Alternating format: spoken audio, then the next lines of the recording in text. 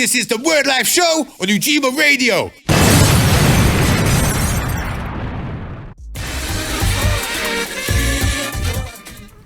All right. Okay, so this is the part of the show I'll be looking forward to.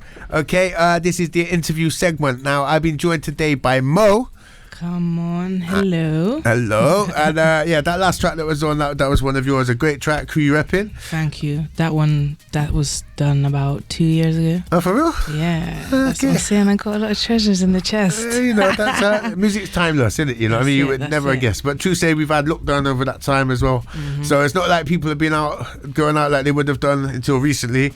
So music that's 2 years old is pretty much new anyway. Brand new. What? It's brand new. If it ain't been heard. Yeah, exactly. Yeah, it's new to me anyway. But yeah, sick. So anyway, right, for anyone who's just tuned in, okay, I've got Mo, okay, or as it's spelled M.O.E.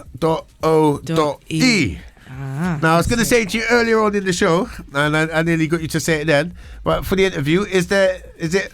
It stands for a few things, okay. But the main one's money over everything. I thought that's what I was going to go for. Yeah, that's good. Okay. Yeah. And then something else that I like is me over everybody. Hey. You get me? All right. Okay. Yeah. No, that makes sense. You got to put yourself over everything. No, you really have to. If you don't, well, it's not about not being there for people, but you have to be first. Because if you ain't got to give, then what can you give? If the cup's empty. You get me? What can they take out? Nothing. That's it. So yeah, no, I respect that.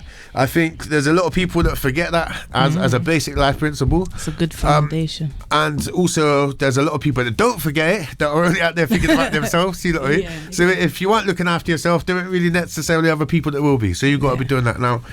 Also another thing that I noticed on the Instagram handle, the godmother. Yeah. Come on. Now it's not like you're old, as you say. The youngest sister and everything. I have a whole lot of sisters. 5, yeah. Mad, that's a lot of sisters. Yeah. But I could tell instantly from your beat selection. You know what I mean? You had a lot of them mafioso sort of style beats and everything that you picked. You know what I mean? And it was like that's it instantly. Yeah. But. No, sorry. Go on. No, go on. I was gonna say. No, finish it. What you're saying? I was gonna say because like godmother done it. It's not like grandmother. It's like makes you see that. But you're not old. You know what I mean? Or nothing like that. Just like the mafia beats and stuff like that. Was there anything that drew you into that sort of style? So there's a couple things was like my inspiration. So first of all, when I was like younger, my friends, I don't want to say the N-word, what I would usually say, but my friends or my boys or whatever would call me Griselda. Right. Like Blanco, you get me? Griselda Blanco. For various reasons. Yeah. So it kind of like was more from who she was, if that makes sense. Right. So from them calling me that name, I kind of was like, oh, okay, cool, I'm the godmother, yeah, all right, say nothing, I'll take that. You get me? I'm glad I asked you, that makes sense, yeah. Yeah. Okay. Then ever from that, my mum's half Italian, so kind of trying to keep in with the kind of roots thing without being, I'm all yard, because I'm not full yard, you get me? So you're half quarter Italian then? Quarter Italian, yeah. Okay, and then so what's the other my mum's half Welsh as well, and then my dad was full Jamaican, yeah. Do you think you got any characteristics from the Welsh side as well? I know some. I don't really know about that. Welsh people, you know, but good man, you know. Yeah, no, of course. Well, I suppose we have. It's in me, innit? So it must be there somewhere. Okay. I like Wales, nice place, beautiful. Got much family in Wales, or do you see? No. Right. My mum's side of the family from Wales wasn't actually very big, so. Right. Okay. Yeah, they got mad places there, don't they? Yeah, like some of the beaches and stuff. Crazy. Good nice. in the summer, isn't it? Beautiful scenery, like waterfalls and everything. Yeah. Was it? Ponty something. Pontypridd. That's it. Yeah. See, that's because you're Welsh, isn't it? I know. Yeah. I'm not gonna lie, the language kind of looks like a kid went on the keyboard. Have you? Yeah, like on the L section mainly, isn't it? Yeah. They took a lot of L's over there. Do you know any Welsh? Nah. Not even gonna try and front. Sorry to my Welsh audience, but yeah, like it's mad like that for real, isn't it? Any sign you go past on the motorway, it looks. It looks mad. Someone had a Scrabble accident or something. But yeah, okay. So we've got So Italian. Yeah. That's the godmother stuff, yeah. Then we got the Welsh, yeah. And then you say, on that, is my that pops was Jamaican. full yardie? Okay. Yeah. Okay, so yeah. Interesting heritage, yeah. Very much. Different. Hey, I think it's amazing. Like, honestly, there's so many different like races and stuff like mixed into it. You could never tell what someone's heritage is until you know what I mean? True. Yeah. Italian stuff then, yeah. So do you like Italian food? Of course. My Italian granddad is a chef, so I have to like it. Okay, yeah. So you actually had his food and stuff like that as you be growing up and that? Not like the whole time I was growing up, but now I've got older and I can make the choice of having my granddad in my life, having him cook for me. Yeah. I do. You get me? Yeah. What's his best food that he does? An Italian food. Do you know what? His best. I wouldn't even say it was Italian, but he cooks really nice, like roast potatoes. That probably sounds really strange. No. But like his roast potato, he does them with like water and oil, but like seasons them so they cook soft in the oven. Okay. It's so strange, but they're amazing. This is my granddad is the best chef in the world. Trust me. I love cooking stuff, so I want that recipe there. Alright, say no. I got you. Right, no, but the reason I got you in isn't for cooking tips, I promise, although I'm definitely interested in that, because we got a cooking show and stuff as well. I don't know if you've seen any of that madness. And you need to get me on there. Mo Chef's Up. Come on, you already know. That still is good, but it's the music. The music's amazing. Thank you. I seen you, it's the AFT Raps performing live, wasn't it? Yeah. Stupid. Yeah, that was sick. Stupid. Like, I know you've been doing a lot of gigs and stuff like that, but specifically that one was like, you just had the crowd like in the palm of your hand. It was awesome. Yeah, the crowd was really receptive. That was amazing. The feedback was intense. Yeah. I mean, how have you found, obviously, going from studio and recording the songs, and like everything like that, and then seeing people clearly like go wild to them and enjoying it and seeing your response? It's an intense feeling. I'm not gonna lie, it's really nice. I think it makes it easier to perform when you got people who actually feedback with you and vibe.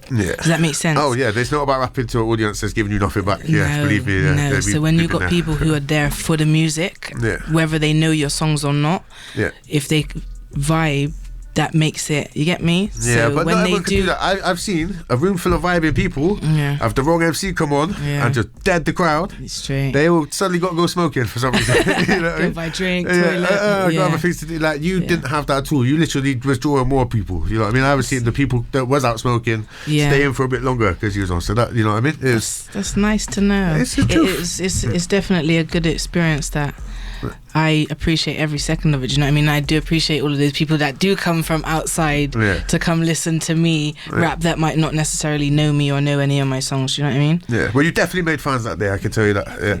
Yeah. Right. So let's go back. Let's do the history thing. What got you into making music in the first place then? Do you know what? My dad was a DJ. Okay. Yeah. So I've always had like super loud music. Super loud music around me, and it's carnivals and that. I've always been just there in the I don't know, there's just something about music what speaks to my soul. And then for me, writing is like a release. So I got kicked out of school young, like beginning of year 8 or whatever. It's when I eventually went back into like some form of alternative education. It was actually studio, so I spent a lot of the time, a lot of my youth days in Dockland studio. Did they do that as like a youth program after you got shut out then or something? Big up Docklands for that, you know. That's good. See what you created here. That's awesome. Come on. That was good. They've done a lot of good work with a lot of people. So for a long time I was doing that with them, and I actually did quite a lot of productive stuff with them as well, to be fair. Like I've done a show at the Egg but opening for Ghetto and stuff like that. But just then obviously life Ghetto was in happens. Gets. Gets. Nice. He used to be Ghetto back in the day. Now he's Gets. So. Not really up with the times. No, but it kind of does give a clue of how long ago that event was. Long time. Long time. But yeah. So it was doing that down at Docklands. So basically, you say you got chucked out of school. Where, like they're meant to be teaching you about writing and all that stuff and everything. And then next thing you know, up in Docklands making instrumentals, writing music. Oh, so you was making the beats as well? Yeah, I used to. Okay. I don't do it anymore. I never really followed that up, but the writing is. The writing. so Well, no, you nice. definitely mastered that still. Yeah, thank you. No, honestly, like you've done really, really good on it. I'm not just saying it because you're here. That's why I got you in here. You know what I mean? Because No, I actually heard that. Now you've got a track that's just come out recently, which has got Punishment, Pine, and King Aggie. Yeah. I mean, you've got to promote that. So Sick tune. that's Everybody go run that up right now. top tier. Thank you. But also, because I know you've got music coming and being released. We was talking about that. That's got to be mastered and mixed and everything like that and done. But you say there's a couple songs out as well. So before we get into the live performance part, because I got you performing with after the adverts, Yeah, cool. Can we promote those ones and let them know where to find? Okay, so I've got Style and Pattern, which is on YouTube. That was like the first kind of video type thing that I dropped. I got something called Come Back Round which is this girl called Neeks. She's from Cardiff, and I'm featuring on that. That's quite good. That's like a housey type tune. Okay. Sambinga. No, I've seen that. Yeah, Sambinga one. Yeah, on the coffee table. Yeah. Good video as well. That's I thought it could have been a bit longer. well, really good song. Actually, I was like, it's nothing like a teaser, though, is there? What they need is they need the people just do nothing mid-track reload. Yeah. Yeah, just pull it up. Yeah. So there's that. I got obviously Bo Peep, which is my main single. We've got that one on coming up on the thing. Yeah, that's up there. So, yeah, sick. Sam Bingo on production. On okay, that, Sam as well. Absolutely sick. Yeah, wicked. Yeah. So you've been working with Sam a fair bit then, is it? Or is that we got a couple of stuff together, but I see him doing bits, man. Hopefully do some more stuff in the future, but you guys have to wait and see. Right, now before we get into the live performance part, which is obviously the main part which I'm waiting for, where can they find you online? What's your social media? So my Instagram is official.m.o.e. Yeah.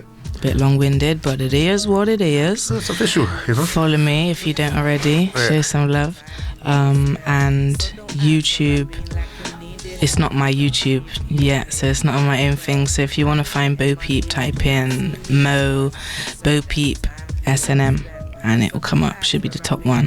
Yeah. But make sure you get the dots in between the M.O.E, yeah? Yes. M.O.E. Yeah. Boom. Right. Okay, now before we go to some commercial breaks on the interview with last part, was there any shout outs you want to give anyone or anything like that?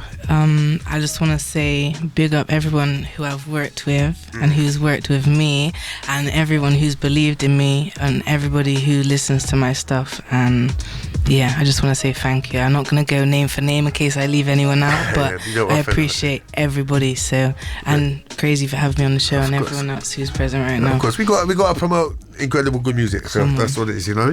Yeah. Right, talking about that, on the other side, after these adverts, okay, we got the live performance part. So without further ado, I'm going to get into these commercial breaks, Oi. and then it's on. All right. Thank you for having me. Nah, come on, let's go.